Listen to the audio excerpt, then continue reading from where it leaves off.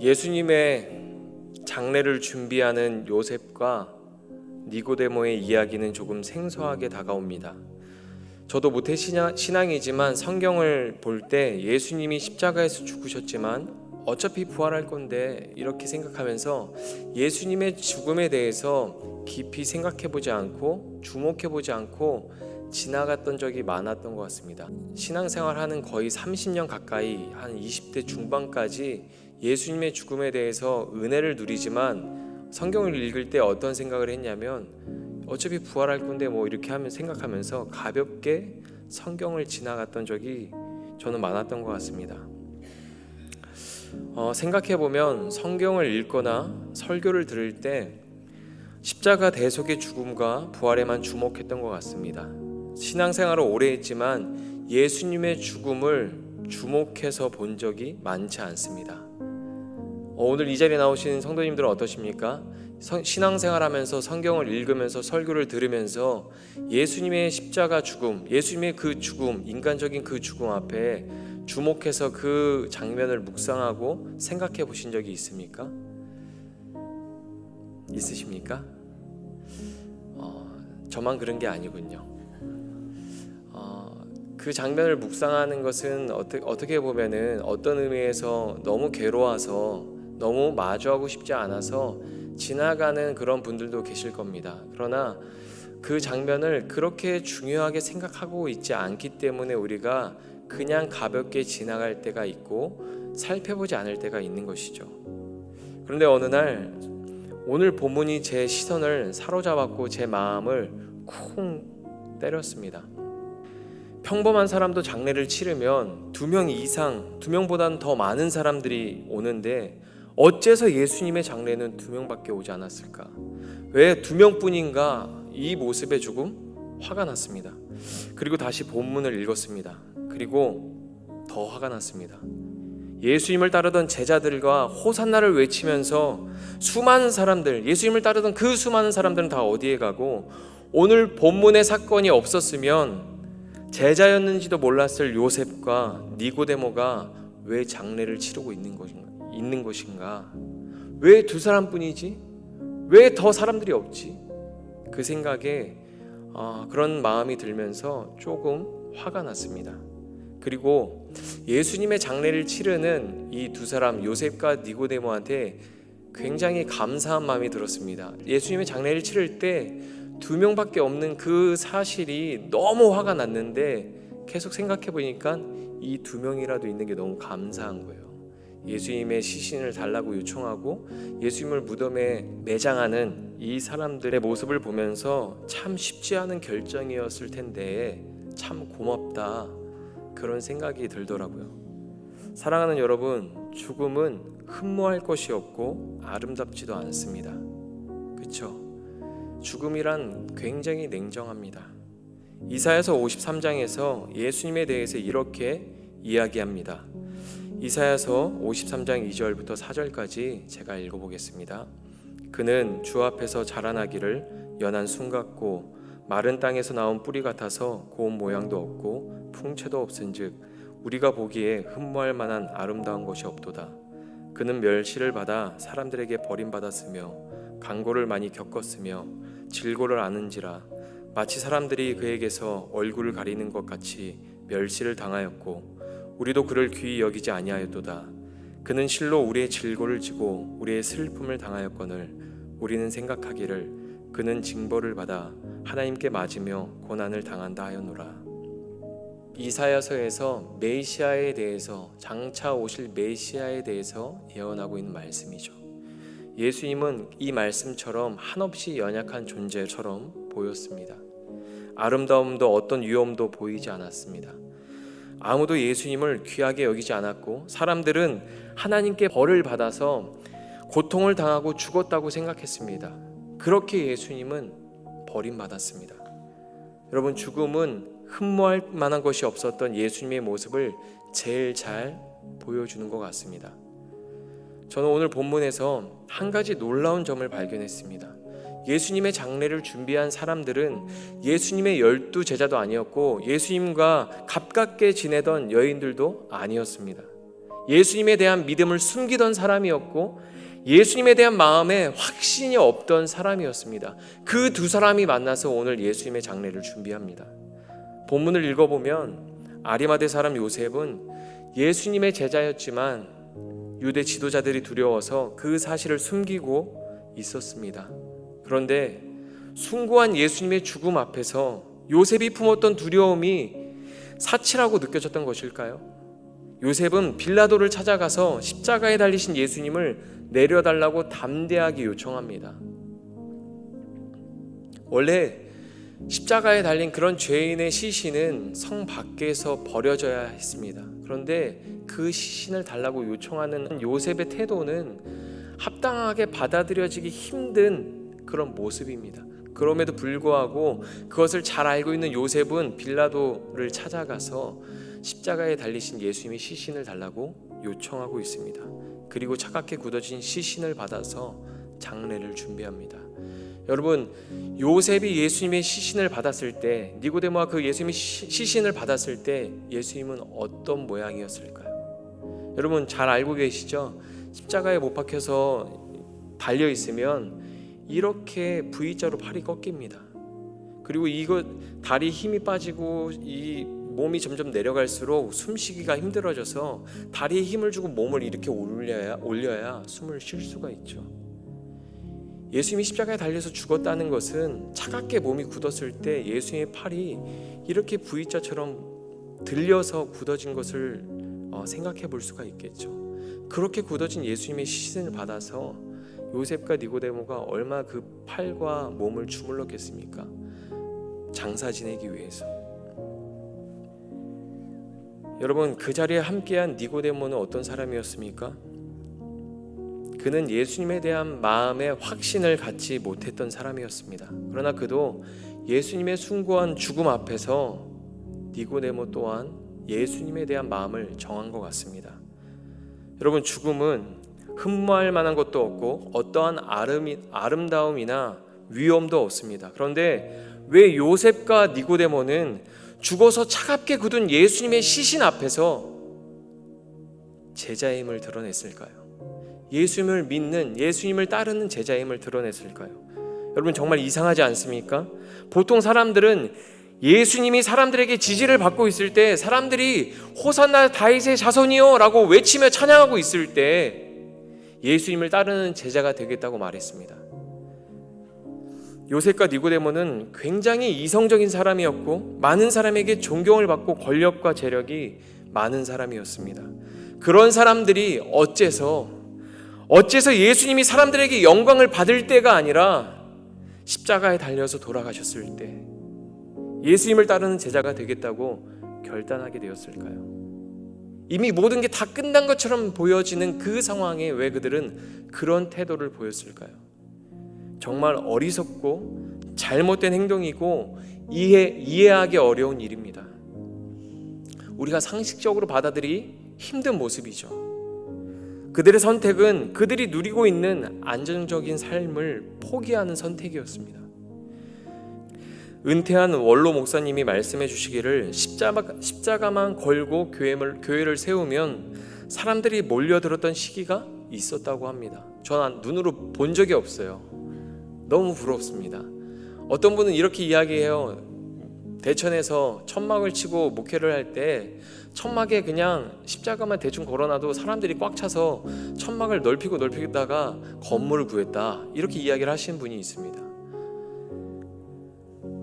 그런 기독교의 황금기가 우리나라에도 있었죠. 제가 초등학교 저학년 때까지는, 고학년이 아닌 저학년 때까지는 동네에서 교회에 다니면 착한 사람이라는 말을 들었습니다. 교회 다닌다고 말하면 어머님들이 우리 애랑 친하게 지내라고 말을 했죠. 교회 다녀, 그럼 우리 애랑 친하게 지내자, 너 쟤랑 친하게 지내라 라고 말을 하셨어요. 그리고 그 교회 다닌다고 말하면 그걸로 슈퍼나 쌀가게에서 외상을 해주고 그랬습니다.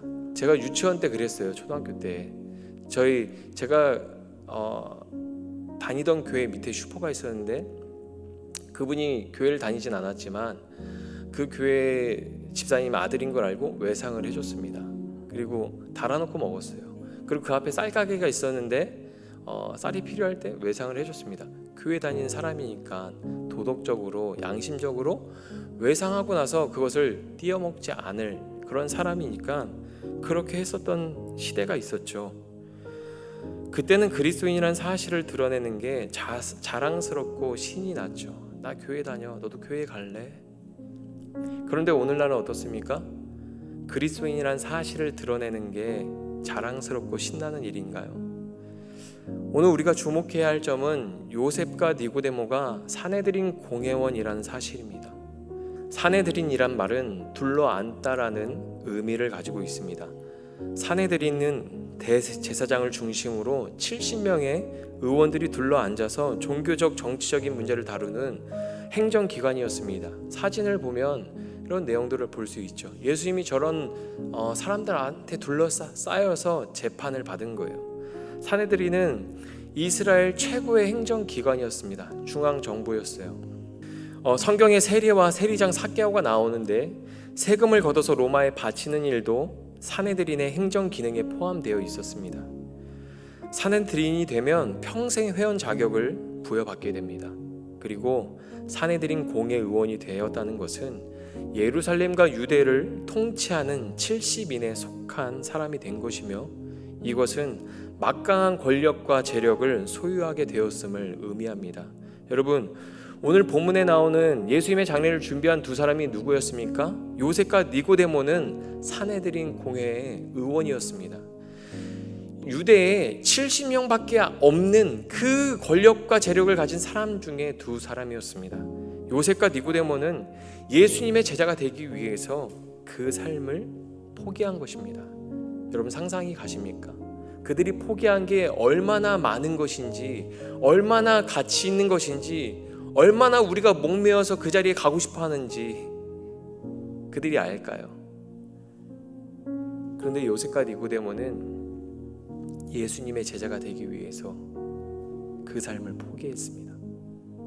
예수님이 예루살렘에 입성하는 그때 사람들이 열광하며 영광을 받는 그때가 아니라 예수님이 십자가에 달려서 죽으셨을 때 시신이 차갑게 굳어서 아무 흠모할 만한 것이 없는 그때의 그들은 그런 선택을 하고 그런 모습을 보였죠. 요셉은 마가복음 15장 43절에 보면 존경받는 공회원이라고 말하고 있습니다. 그리고 하나님 나라를 기다리는 자라고 말하고 있죠. 마태복음 27장을 보면 그는 부자였습니다. 그리고 누가복음을 보면 그는 선하고 의로운 사람이라고 말하고 있습니다.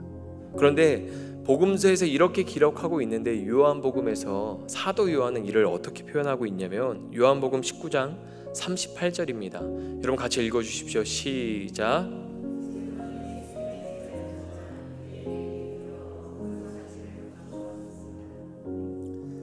다른 복음서에서 이 아리마대 사람 요셉에 대해서 이야기할 때 긍정적인 부분을도 이야기했지만 요한복음에서는 어떻게 표현하고 있냐면 그는 예수님의 제자였지만 유대인들이 두려워서 그 사실을 감추고 있었다라고 말하죠. 요셉이 품었던 두려움은 히브리어로 푸오보스입니다. 두려움 속에 놓여 있다라는 의미입니다.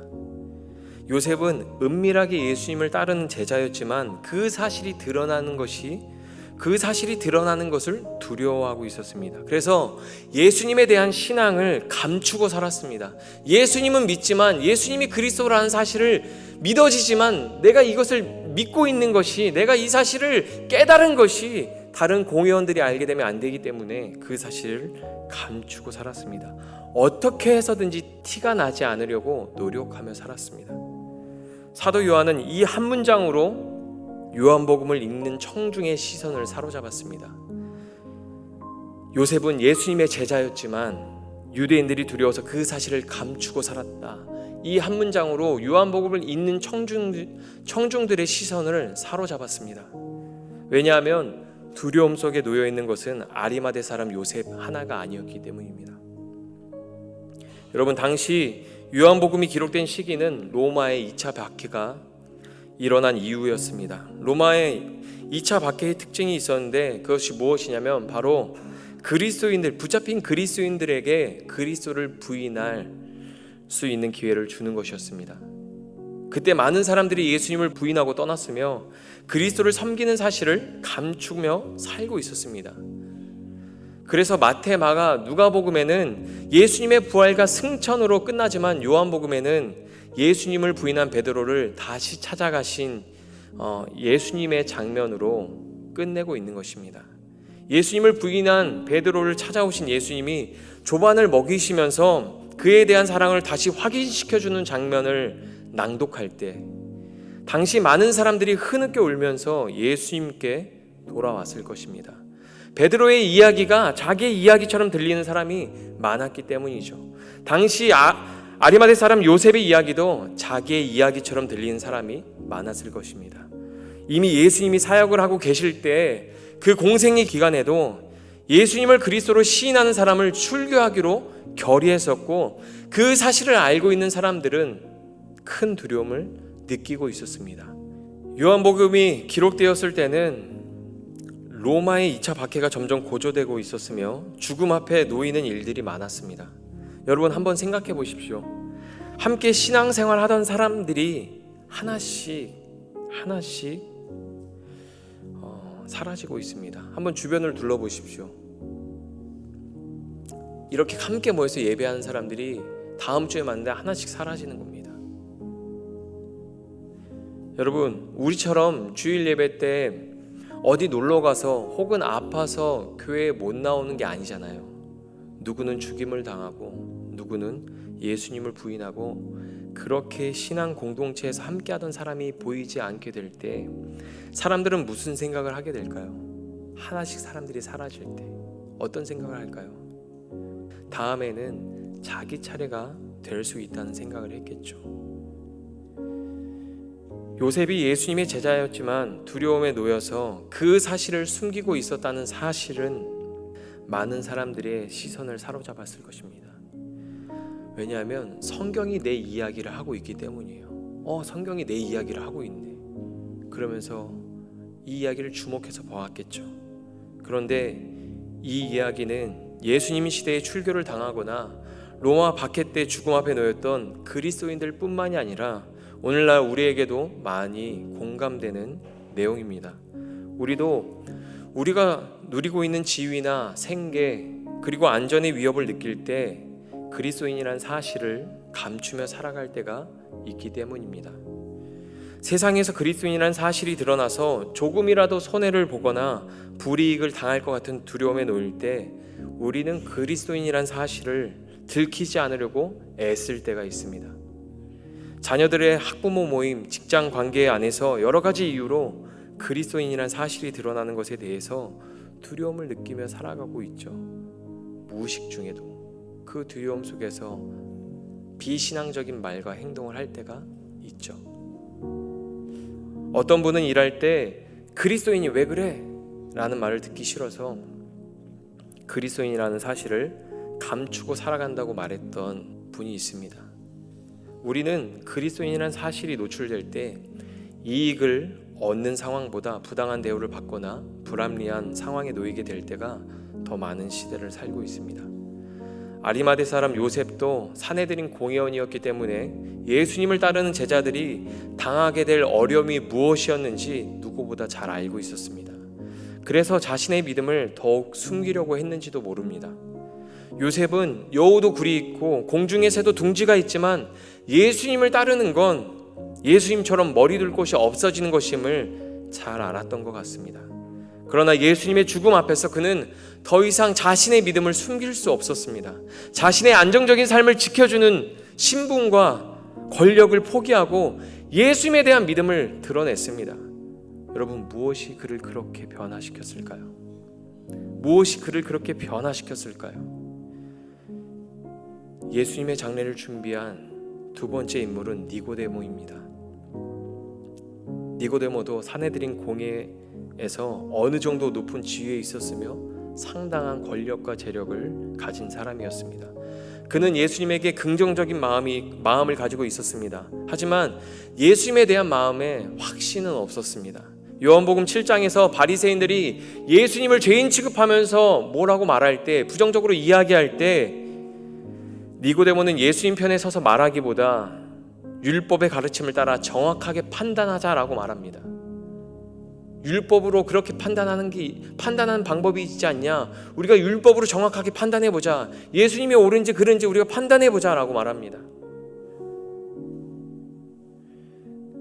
니고데모는 예수님에 대한 마음이 분명하지 않았고 율법의 가르침을 준수하기 위해서 노력한 사람이었습니다. 오늘 본문은 니고데모가 밤에 예수님을 찾아왔던 사람이었음을 이야기합니다. 예수님이 살아계실 때에는 어둠 가운데 은밀하게 예수님을 찾아왔던 니고데모가 예수님이 십자가에서 돌아가시고 시신이 되었을 때는 밝은 낮에 어두워지기 전에 예수님을 찾아왔습니다. 이것은 니고데모가 어두움에서 빛 가운데로 나왔음을 의도적으로 서술해서 보여주고 있는 것입니다. 니고데모가 준비한 향료는 성경을 살펴보면 33kg 정도 되는 양이었습니다. 굉장히 많은 양이죠. 이 정도의 향료는 자료를 찾아보니까 왕의 장례를 진행할 때 사용하는 양이라고 합니다. 보통 사람한테는 이 정도의 양을 사용하지 않는다고 해요. 근데 예수님을 장례할 때 이 니고데모가 가져온 많은 양의 향료는 왕의 장례를 진행할 때 사용하는 양과 똑같다라는 거죠. 여러분, 예수님을 그리스도로 고백하는 내용은 없습니다. 오늘 본문에서 예수님은 주요 그리스도시여 살아계신 하나님의 아들입니다라고 고백하는 내용은 단 한 글자도 나오지 않습니다. 그러나 예수님의 장례를 준비하는 니고데모의 행함에는 예수님을 그리스도로 고백하는 신앙이 담겨져 있죠. 이분은 처참하게 차가운 시신이 되었지만 하나님의 아들, 나의 왕 그리스도십니다라는 고백이 이 니고데모가 가져온 향료에 다 담겨져 있는 거예요. 여러분, 그리스도를 왕으로 고백하는 것은 니고데모뿐만이 아니었습니다. 요셉은 정원이 있는 무덤으로 한 번도 사용하지 않은 새 무덤을 준비했습니다.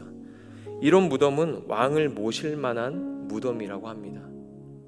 여러분, 유대인의 왕이라는 편말을 달고 십자가에 못 박히셨던 예수님은 한 번도 사용되지 않은 새 무덤에서 많은 향료를 사용하고 무덤에 매장되셨습니다. 예수님은 이 땅에서 흠마할 만한 것이 없는 모습으로 살다가 돌아가셨지만 예수님에 대한 믿음을 드러낸 두 사람으로 인해서 왕으로 장례를 치렀던 것입니다. 예수님에 대한 믿음을 감추지 않고 드러낸 요셉과 니고데모의 행함으로 예수님의 왕되심이 드러난 것이죠. 예수님을 그리스도로 고백하기 위해서 요셉과 니고데모는 많은 대가를 지불했습니다. 예수님이 돌아가신 날은 안식일 바로 전날이었습니다. 여러분, 예수님의 시신을 만지면 어떻게 됩니까? 부정해져서 7일 동안 부정한 자로 여겨지기 때문에 그 다음날 있을 유월절 행사에는 참석할 수 없게 되는 것이죠. 요셉과 니고데모가 예수님에 대한 신앙을 드러내기 위해서 포기한 것에 주목해 보십시오. 그들은 안정적인 삶과 그들의 지위와 권력을 포기하고 유대교로 살아가는 것을 포기했습니다. 여러분, 기억하십니까? 부자 청년은 어려서부터 붙잡고 있던 자기의 의로운 삶을 포기하지 못해서 예수님을 만났지만 예수님을 따르지 못합니다. 예수님을 만났지만 오히려 근심하며 깊은 슬픔에 빠졌습니다. 그러나 요셉과 니고데모는 어려서부터 붙잡고 있던 자기의 모든 의로움과 안정적인 삶을 포기하고 예수님을 따랐습니다.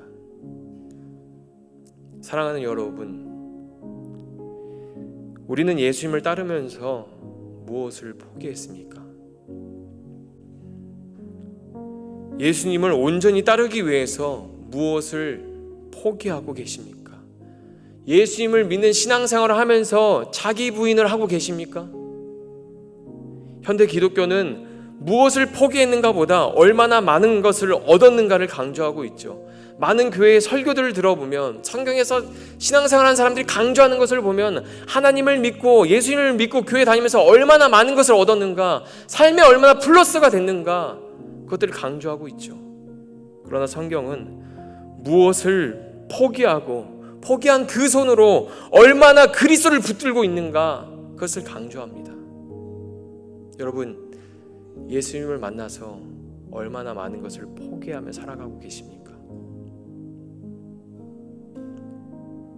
성경은 어떠한 대가를 치르더라도 그리스도를 부끄러워하지 않는 삶, 어떠한 대가를 치르더라도 그리스도를 부인하지 않는 삶으로 우리를 인도합니다.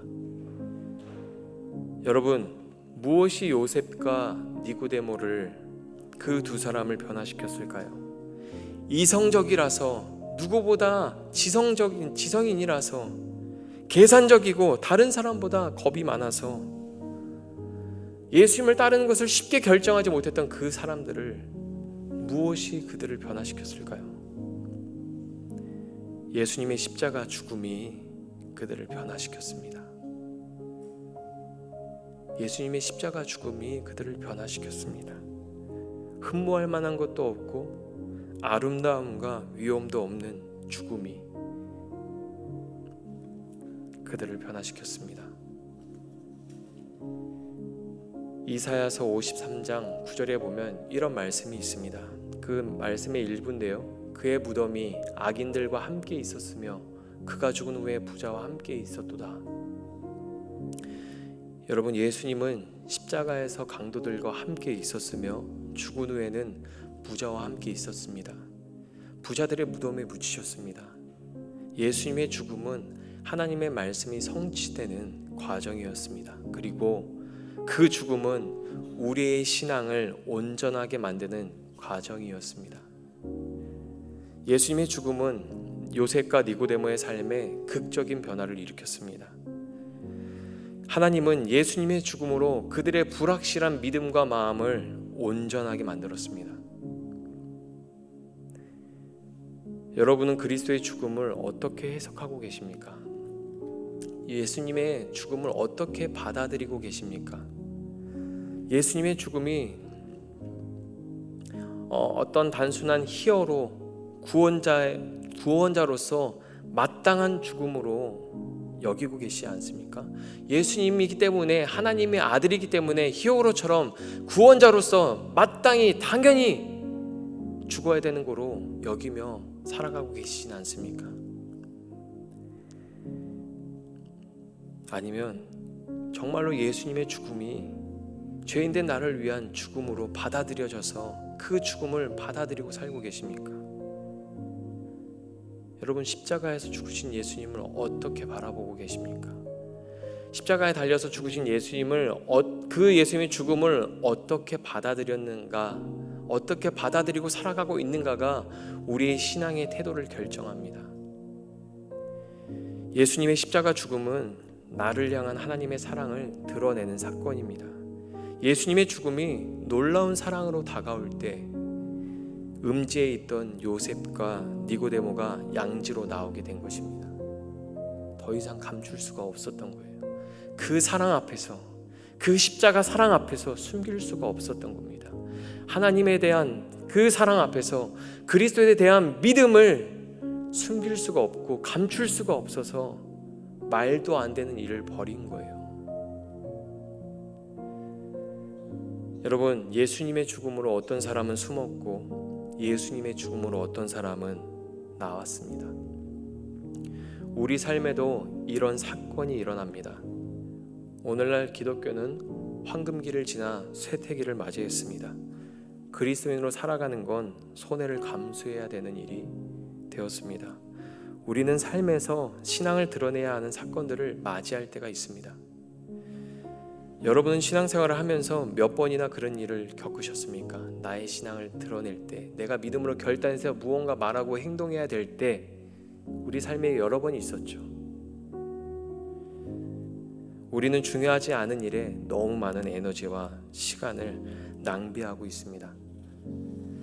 돈과 건강, 그리고 명예, 세상이 요구하는 가치들은 죽음 앞에서 다 의미를 잃고 모습을 감춥니다. 죽음 앞에서 의미를 잃어버리는 헛된 기쁨을 위해서 살지 마십시오. 죽음 앞에서도 의미를 잃지 않는 영원한 기쁨을 위해서 사시기를 바랍니다. 역설적으로 아리마대 요셉은 안정적인 삶을 지키려고 할 때 두려움에 놓이게 되었던 것입니다. 안정적인 삶에서 미끄러질까봐 그는 그렇게 두려워하며 살았던 것입니다. 그러나 그 두려움에서 벗어나 그리스도 안에 거하게 되었을 때 그에게는 어떤 두려움도 없었습니다.